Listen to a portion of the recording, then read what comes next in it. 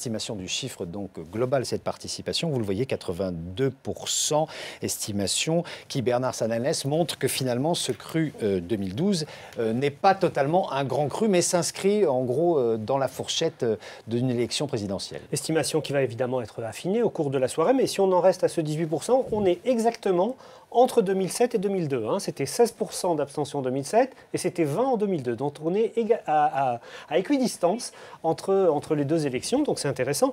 Alors évidemment, on va regarder plus tard dans la soirée aussi la carte électorale de l'abstention. Et on regardera notamment dans les zones de force des candidats qui ont été éliminés au premier tour, par exemple Marine Le Pen, par exemple François Bayrou, par exemple Jean-Luc Mélenchon, si l'abstention a progressé ou a régressé. Et donc il y a bien sûr ce chiffre, mais après, l'analyse de l'abstention donne toujours des clés, évidemment, d'une partie du résultat. Et puis Bernard, également un œil sur le vote blanc au cours de ce scrutin. Oui, parce que le vote blanc, même si ce n'est pas une tradition française, il y a des militants pour le vote blanc qui mènent à chaque élection un combat pour que notamment le vote blanc soit comptabilisé et qu'un candidat ne puisse pas avoir la majorité des exprimés, y compris les votes blancs. Ce qui n'est pas le cas aujourd'hui puisqu'on défalque les votes blancs. Et donc il y avait eu, je reprends le chiffre, il y avait eu 1,5 million de votes blancs en 2007, à peu près 4%. Ce n'était pas le record de 95, il y avait eu 6% en 95, on sortait de la cohabitation.